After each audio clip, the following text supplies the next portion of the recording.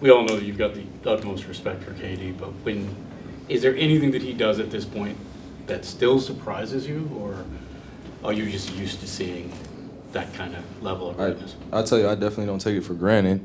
I definitely don't take his talent and his amount of hard work that he puts into not only his craft but just his life, how he treats himself. I don't take it for granted.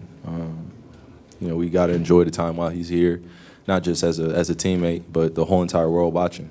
And he's impacted the world of sport, completely. But when he's doing performances like this on a consistent basis, you can't take it for granted. You just continue to feed him good energy, and just want to see him continue to be consistent with that. So he puts a lot of hard work in, a lot of pressure on himself at times, and he wants to be the best. And when I'm alongside him, I want to be the best too. So we continue to push each other in ways that go way beyond the court, but we're on the court and we're playing well. It looks good. So we just want to keep it up. You said, obviously he wants to be the best. That's the highest scored quarter he's ever had. He's 34. I mean, is this... What's 34 in NBA years, though? That's what I'm saying. You know that question I was going to ask you, man. Well, my point is this the best? Is this the best? I don't mean tonight. Yeah. I mean, is this the best extended run that you've seen him have? To be up close, yeah. The numbers show. So, when we're out there, it doesn't necessarily feel like that because he makes it look so easy, or he gets it in a myriad of ways. He's a 3-level scorer, 4-level scorer at times, shooting a deep ball. So, when he gets on stretches like this, you want to play well alongside him. That's really how I feel. I want to play well alongside him because it's one thing if one person on the team is scoring 40 every night, 35 every night, but when we're dishing the ball the way we are, when we're playing defense the way we are, then it makes his performances look even more spectacular as it should because we're winning. If he was doing it and we were just having these ups and downs, which the last few years have shown, then it doesn't feel as good. But when we're winning like this and the team feels good and we know that we're not panicking and we're having turnovers and we're having lulls in the game, but we're just not holding our head. We're just trusting what we got going on and then, just playing basketball. Kyrie, when you walked out in the fourth quarter, you and Kevin were kind of there, and it looked like Kevin just nodded to you like, we have this. I mean, is that sort of how you felt? You don't want to, waste that kind of performance, or you're, not. We don't want to waste any performance. You want to waste any performance, but to your point, when Kev's out of the game and I'm in, we hold each other to utmost accountability. If he gets the lead back, or he lets go of a lead, we look each other in the eye and it's like, man, we got to be better, or let's continue this. So we've created that dialogue, but it doesn't just happen with me and him. It creates energy and synergy amongst everybody. We know when we raise our level, especially when we need stops and we haven't played as well in the first half or one quarter. One of our leaders, Kev, gets it going. We keep pushing him, and he keeps pushing us. And when he gets us the lead back or he ties the ball game, then I have to come in and do what I do, and then we do it together. But the guys around us really make us great. So that's really the tale of the story this year. It's just the guys around us. We're making each other better.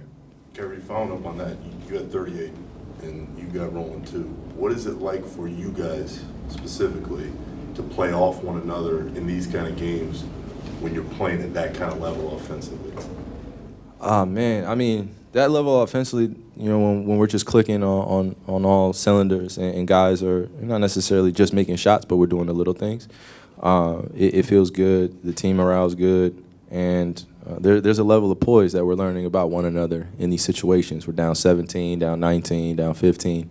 And though we don't want to be in these holes, it's a challenge for us to face as a team that we haven't faced as a group on a consistent basis of 40 games or 50 games as of yet. And I think I said it the other night, the best team is determined in April, May, and June. So these are tune-ups right now where we want to continue to play well. We're not going to shoot the ball well every single night, but our defensive principles got to be able to stand up to any team in this league. We see the best teams in the league. They're up there in the defensive categories and statistics. And if we could marry our offense and our defense, then I feel like we got a good run that we could put together moving forward.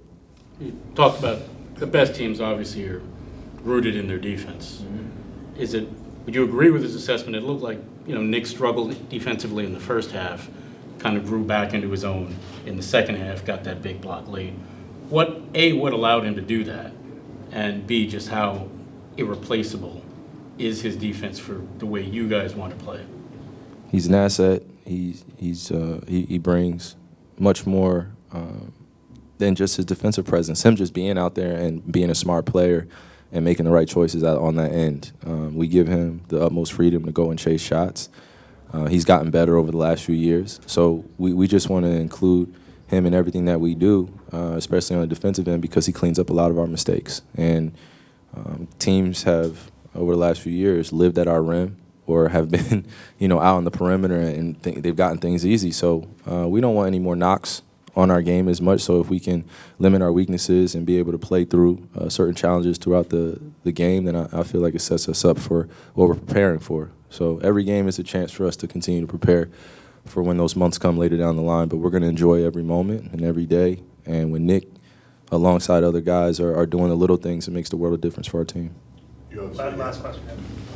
Yeah, you're not going to see Steph when you see the Warriors in a couple days. You're going to see Clay. Hey, Steph, please get healthy. Please get healthy, brother. Wish you nothing but the best. Go ahead. I'm sorry. You are going to see Clay. Mm-hmm. And you guys haven't seen him in, I think, three years or so. What does it mean to you? And I know how closely you follow the game, how much respect you have for guys in the game, to be able to see him on the floor again having success.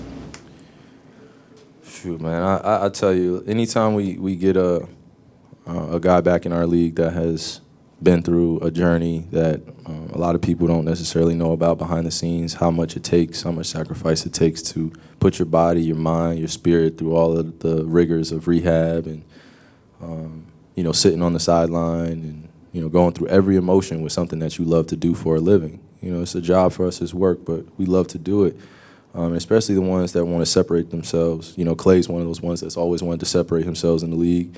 He's a great winner. He's a team player, and he has an edge about him that pushes his opponents. And for us in this brotherhood here that we have, as well as the sisterhood, like we believe that anybody that's coming back from injury and they haven't been on the court for 2 years, we got to give them grace, we give them patience, and we give them a lot of confidence, whether we're going against them or not. So I'm always appreciative when we could go against guys that have been through bottom of the mountain to the top of the mountain. He has winning championship the way he did.